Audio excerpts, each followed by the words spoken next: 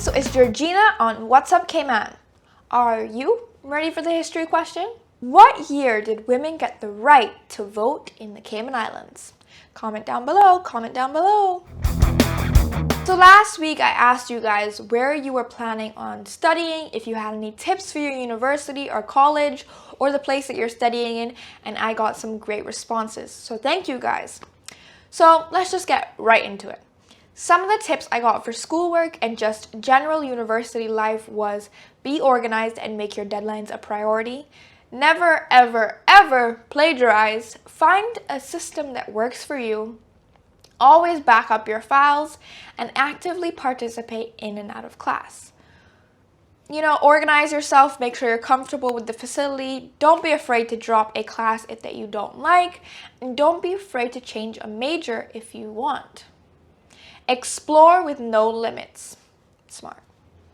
Some tips for if you're moving abroad is visit the location before you even go there.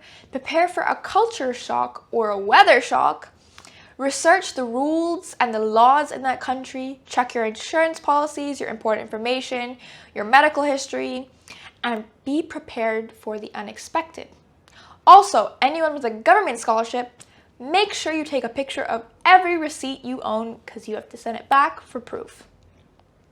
Now, tips with living with roommates or flatmates is lay out the rules. Make sure they know your boundaries and your space, and they respect it and you respect theirs. Clean up after yourself and pay your bills. Now I'm going to get a little specific with the US, Canada, and the UK. These are the responses I got from each country, so I'm going to share them. I got 160 people who are in the UK or are planning on going, 100 for the US, 70 for Canada, and 40 for other countries. I'm going to start with the US. The good reviews that I got were that the US system is diversified. It's not all based on the exam. You have coursework, participation, projects, essays, presentations, and plenty others. So they like that. It's also close to Cayman, maybe 1 or 2 hours away. They have good weather. They have diversity in the campus, in the community. It's a great experience and the technology is good. On the other hand, I had people saying that they don't feel safe. The biggest one I got was the tuition is extremely expensive, and that if you're going to move away, why are you going to move somewhere that is similar to Cayman? That one was an interesting one for me. And that they also don't agree with some of the laws that the US has in place. Let me know your thoughts. Now moving on to the UK, which was the highest amount of people studying there or planning on studying there, so I actually got some tips, which is great. So the tips I got were get a UK SIM card and a UK card, and also get a railway card. Pretty cool. They're saying that it's very easy to travel within the UK and with Europe on Ryanair. Search it up if you don't know it. The fees are a lot more affordable. There's lots of schools, diversity, the education system is shorter, and your degree is internationally recognized. There were some negatives as well. Anywhere you're going to get negatives. The weather. The biggest one was the weather and how hard the school system is. How far it is away from Cayman and the time difference. They can't communicate with their friends and their family. And in some areas, the housing. Let me know if you agree or disagree with some of those. And last but not least, Canada. They have affordable housing and schools. They are close to home, maybe 3 or 4 hours away. They're diverse. They're a stable country. You can work while studying, and they offer flexible studying hours and opportunities for the students. On the other hand, I got that the people don't know the education system over there, the cold weather, they don't know the laws, the rules, and they don't have enough information on the university, schools, or the country. I didn't really get that many responses on Canada, so if you guys are there, let me know. But I asked, what can Cayman do to make their education system better? And boy, I got amazing responses. But I'm just going to say the biggest two. And they were trade schools and more art-related schools, such as music, theater, drama, dance, and of course art. And for the trade schools, I got construction, manufacturing, welding, plumbing, electrician, practical nurse, radiation therapy, dental hygienist, web development, marketing, media, photography, filming. The list can go on, guys. But a question that I thought, and I think is a great question, is if Cayman offered you the course or the degree that you want to do here, would you stay on an island and do it, or would you still go overseas to pursue your education in that degree? Let me know, comment down below. So on Monday, I went and volunteered for the Pirates half-a-mile sea swim. They started at Cabana, which is in town as well, and they swam around the port, which I've never done, so maybe next year I can try it, to a little beach area right in the middle of town.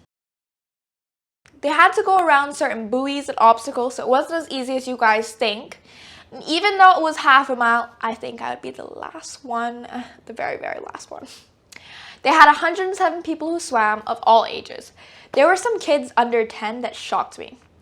They were like in 20th place, and they were like this small. But what I loved is that everyone got a medal, no matter if you were first or last. They also had prizes for the top 3 males and females, groups. I love the group names, by the way. If you were there, you know. And it was a perfect day or perfect afternoon and a great way to end my weekend. So last summer is coming in right now, and I love this, seeing all of these kids supporting the last summer. It makes my heart emotional. They still have a ways to go because the finish line is just right there, but it's great to see the support that they have out here. Like, this is amazing. So everyone's now gathered. It's very cute, and hopefully they make it to the finish line. Now going to the events, you know November and December are busy, so let's get right into it. On the 18th, we have the Festival of the Trees at Grand Ole House.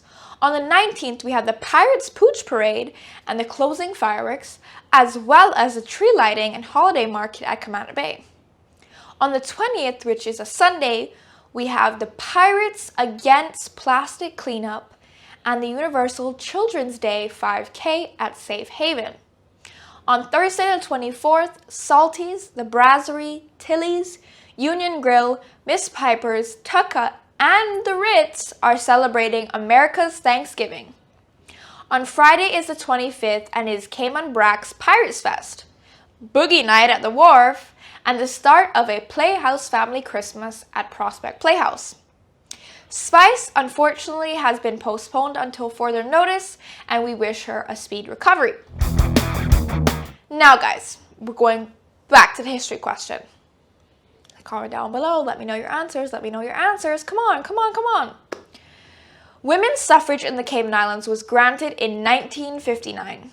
The women created 2 separate petitions for women's suffrage and sent them to the government in the years of 1948 and 1957 to request the right to vote. The right to vote in the Cayman Islands was signed into law as Law 2 of 1959. Now this is the end of the video, guys. Remember to like, comment, and share. I hope you all have a great weekend, and please let me know what you want me to see, if there's any events coming up, any ideas you guys might have, you know, maybe going diving or going on a helicopter. Let me know. I want to do it. I want to hear your responses. And the biggest question I want to hear back from you guys is the question I asked earlier. If Cayman offered you the university or the degree that you want to do or the course that you want to do, would you stay on island and do it, or would you still go overseas to pursue that education, that course, that degree? Let me know. Until next time, guys, have a great one.